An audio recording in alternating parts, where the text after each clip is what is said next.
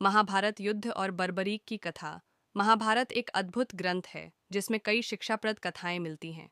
इन्हीं में से एक कथा बर्बरीक की है, जो हमें यह सिखाती है कि मनुष्य को अपने बल पर अहंकार नहीं करना चाहिए, क्योंकि वास्तविक विजेता वही होता है जिसे ईश्वर का आशीर्वाद प्राप्त होता है।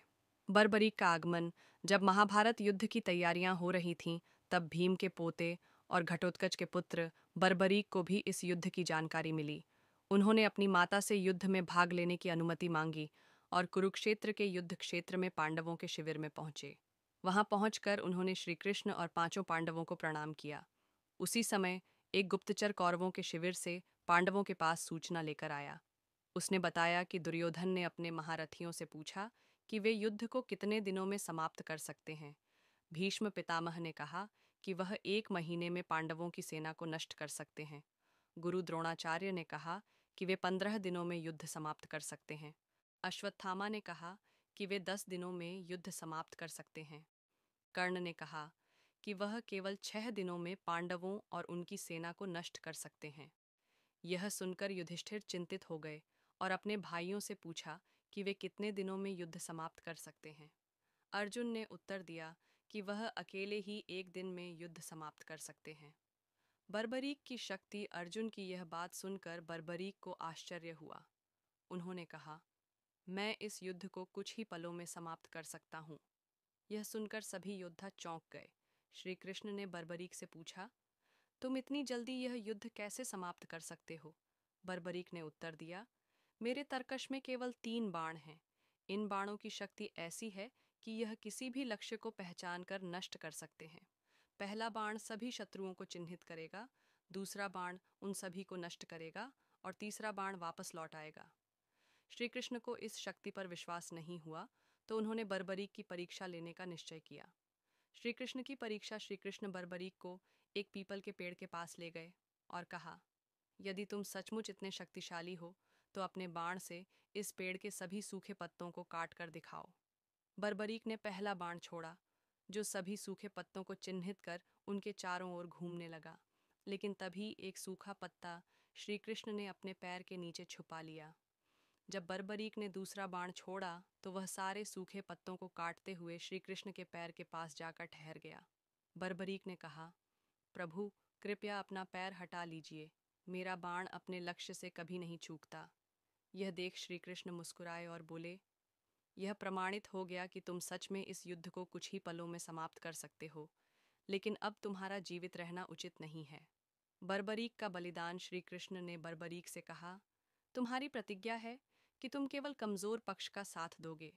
युद्ध की शुरुआत में कौरवों की सेना अधिक होगी, इसलिए तुम पांडवों के पक्ष में रहोगे। लेकिन जैसे ही कौरवों की सेना नष्ट होगी, तुम पांडवों के विरुद्ध हो जाओगे। इस प्रकार तुम अंततः पूरी सेना का नाश कर दोगे। इसलिए इस युद्ध के धर्म की रक्षा के लिए तुम्हें अपना बलिदान देना होगा। बर्बरीक ने हाथ जोड़कर कहा, प्रभु, यदि यह धर्म है तो मैं अपने प्राण देने के लिए तैयार हूँ। लेकिन मेरी एक इच्छा है कि मैं इस महायुद्ध को अपनी आंखों से देख सकूं। श्री कृष्ण ने कहा, मैं तुम्हें वरदान देता हूँ कि तुम्हारा सिर अमर रहेगा और तुम इस युद्ध को देख सकोगे।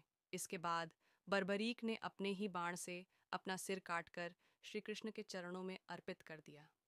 श्री कृष्ण ने बर्बरीक के कटे हुए सिर को अपनी दिव्य शक्ति से एक पहाड़ की चोटी पर स्थापित कर दिया, जहां से उन्होंने पूरे महाभारत युद्ध को देखा।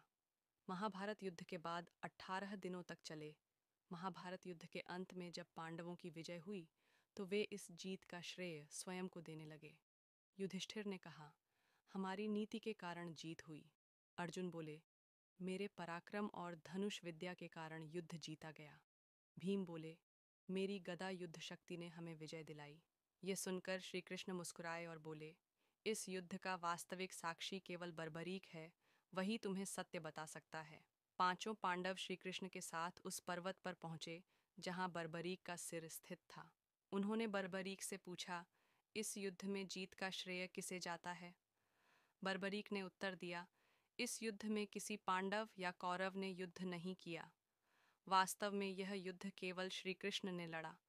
उन्होंने ही अपनी माया से यह महायुद्ध करवाया और उन्होंने ही इस विजय को संभव बनाया। यह सुनकर पांडवों का सिर लज्जा से झुक गया और उन्होंने श्री कृष्ण को प्रणाम किया। बर्बरीक का खाटू श्याम बनना। श्री कृष्ण ने बर्बरीक से कहा, कलयुग में तुम खाटू श्याम के नाम से पूजे जाओगे। जो भी भक्त तुम्हारी सच्चे मन से पूजा करेगा, उसके सभी कष्ट दूर हो जाएंगे। तब से आज तक खाटू श्याम जी की पूजा पूरे भारत में श्रद्धा और भक्ति के साथ की जाती है। कथा की सीख: अहंकार न करें।